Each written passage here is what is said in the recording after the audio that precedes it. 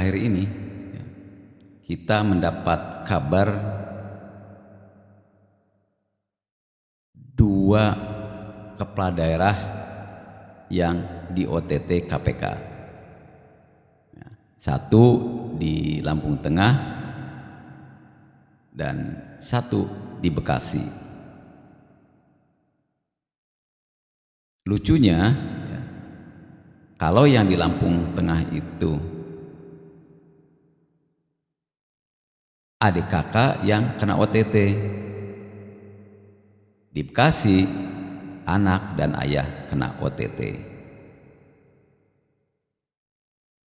Nah, ini lucu ya, ada keluarga terlibat dalam kasus yang sama.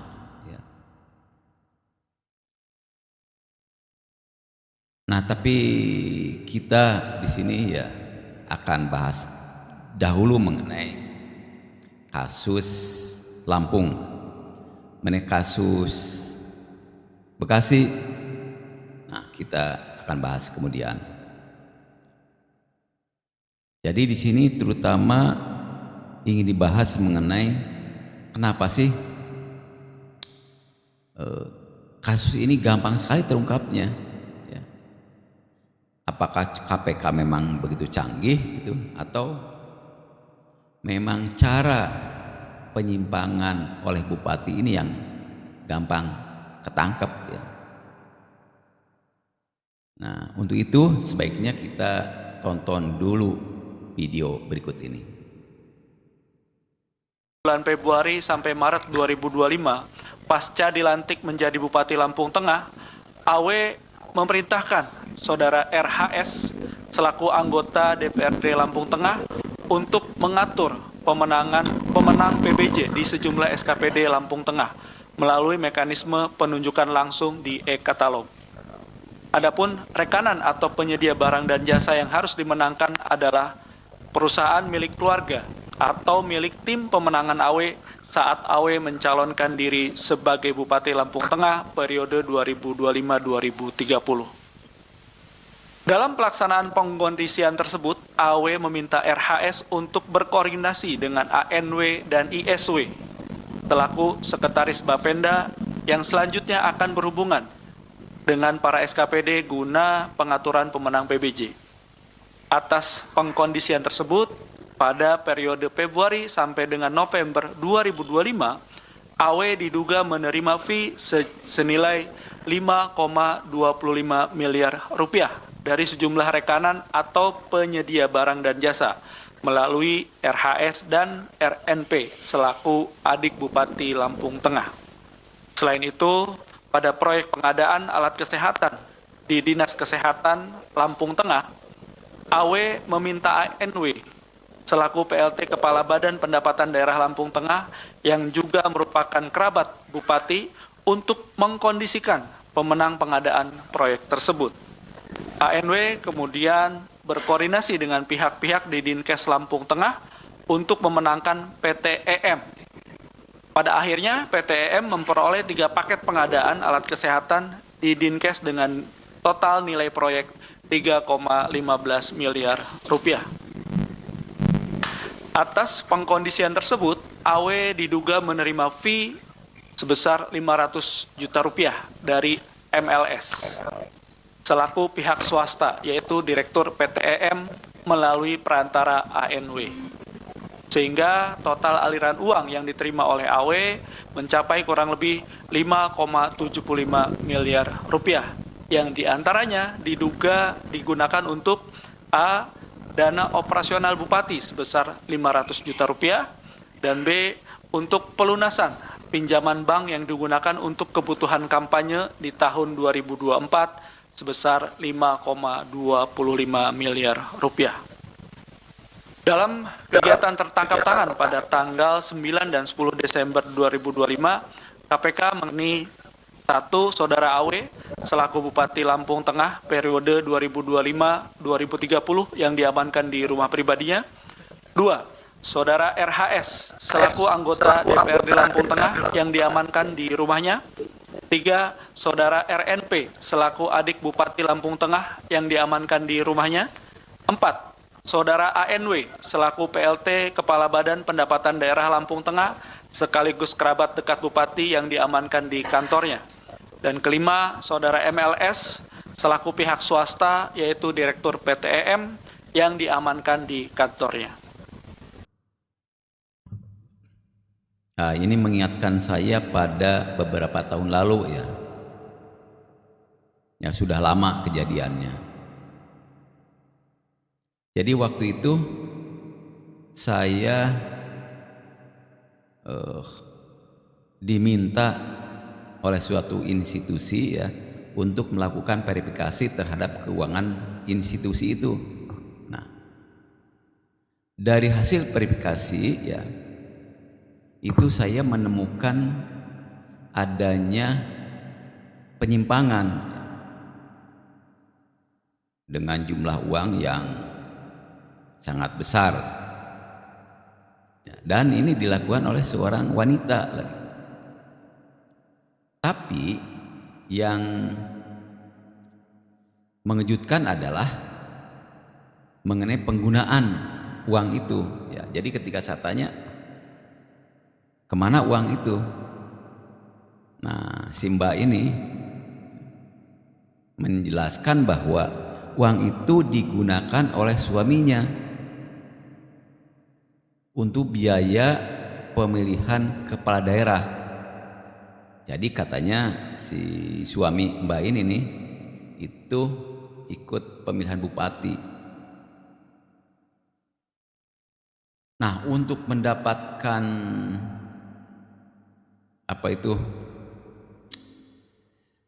dukungan dari partai-partai politik, nah si suami ini perlu mengeluarkan banyak uang.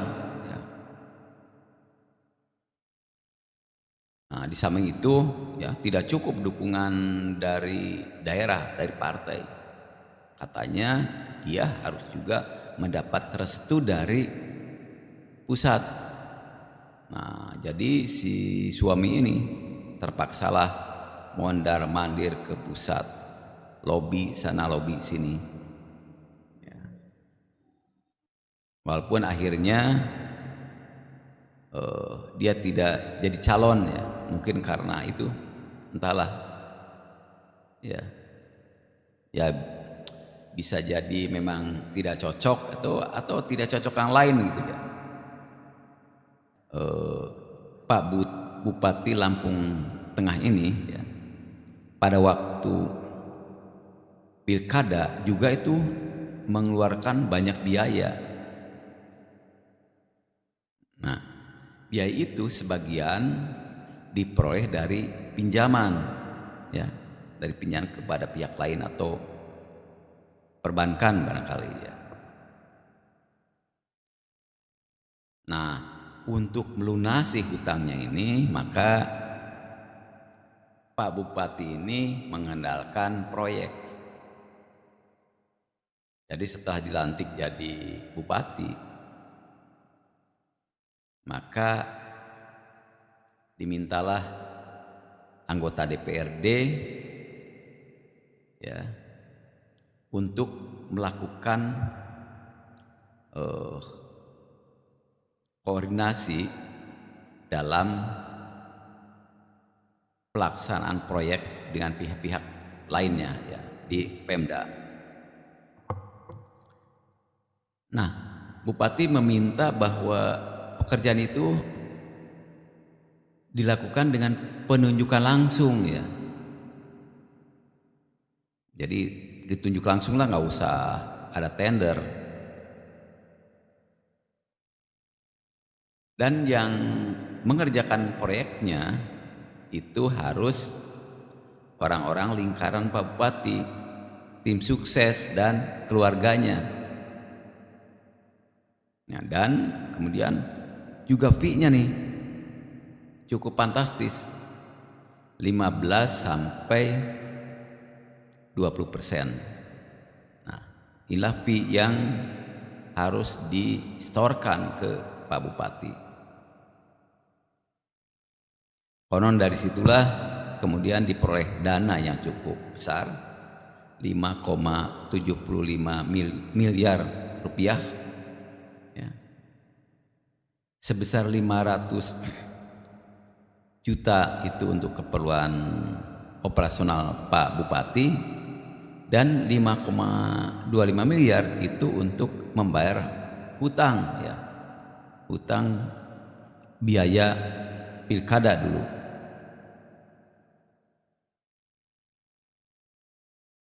Ya, begitu katanya. Bagaimana beliau mendapatkan uang, ya, untuk melunasi itu, yaitu dari proyek. Nah, sebetulnya disinilah masalahnya Pak Bupati itu. Kenapa beliau itu kok gampang dicocok KPK, gampang di OTT? Ya, inilah pangkalnya. Pak Bupati tidak melakukan mitigasi risiko. Padahal dengan cara yang dilakukan oleh Pak Bupati itu risikonya tinggi sekali untuk ketahuan. Ya.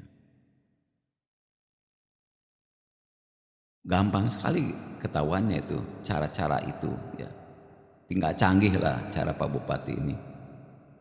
Nah, coba saja kita lihat sekarang. Atau duga lah mungkin.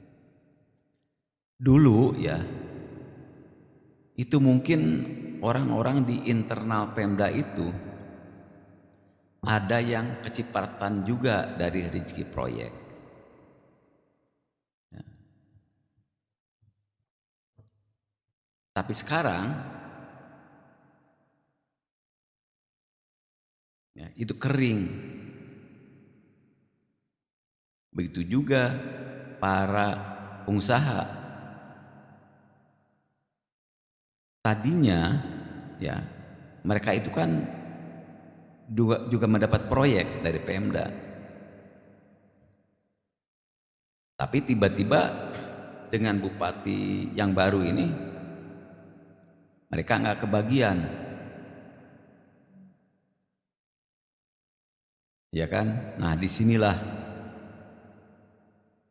mungkin, ya, entah itu orang dalam, orang-orang dalam itulah, para pejabat, para pegawai yang dulunya kecipratan, yang sekarang kering. Jadi mungkin meniup fluid, ya, dan fluid ini ditujukan ke KPK. Atau pengusaha ini marah, ya, kenapa dulu saya dapat proyek, sekarang kok enggak? Ternyata pekerjaan sudah dimonopoli oleh Pak Bupati, dikerjakan oleh lingkaran Pak Bupati. Ya, maka mungkin bisa jadi para pengusaha di Lampung Tengah lah yang juga ikut meniup fluid, ya, sehingga KPK berhasil meng-OTT Pak Bupati dan yang lainnya. Atau juga mungkin di sekarang ini, ya, di pihak masyarakat, mungkin juga orang-orang dalam Kabupaten Lampung Tengah itu ada kesadaran, ya. Jadi kesadaran meningkat untuk membantu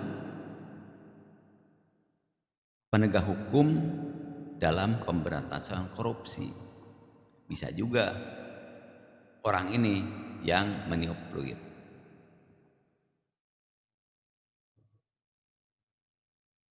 Ya, mungkin, ya, bisa jadi orang semacam inilah yang meniup fluid.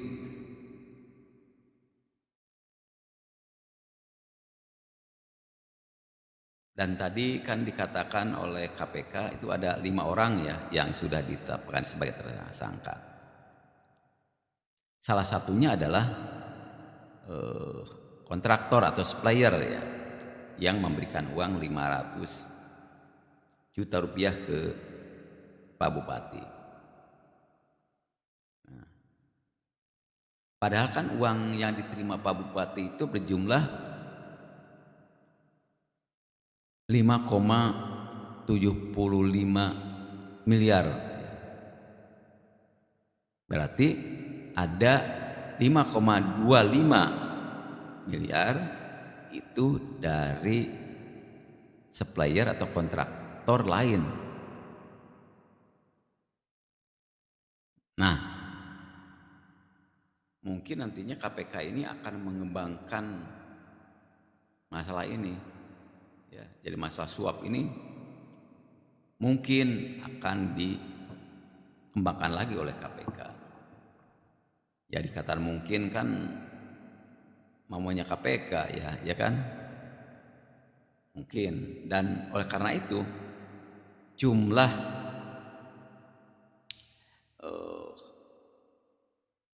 yang akan dibawa ya ke Gedung Merah Putih di Jakarta itu mungkin akan bertambah ya. Jadi klaster pertama kan sudah 5 orang. Mungkin nanti akan ada yang menyusul. Siapa tahu. Kita akan lihat saja gimana nih tindak lanjutnya. Tapi yang jelas ingin saya katakan ya, kenapa Pak Bupati Lampung ini gampang di OTT, jadi ketahuan. Ini sebetulnya Pak Bupati ini tidak melakukan mitigasi risiko ya. Padahal kan cara ini cara yang tinggi risiko untuk ketahuan.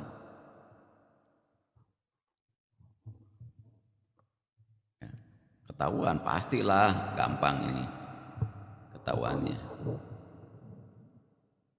Jadi jangan KPK ya. Inspektorat juga mestinya dapat nih.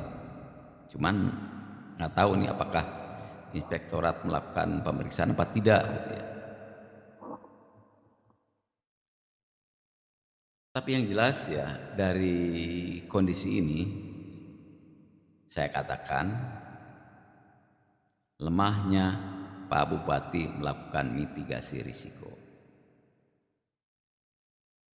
Atau mungkin karena kan Bupati ini bukan birokrat ya. Beliau ini kan kalau nggak salah seorang dokter ya yang terjun ke politik. Jadi tidak tahu ya, belum tahu bagaimana cara bermain proyek yang aman dan tidak ada yang ngasih tahu ya. Ya akhirnya seperti sekarang ini beliau terpaksa harus mempertanggungjawabkan perbuatannya itu. Oke, baiklah. Kita tunggu selanjutnya bagaimana kasus ini.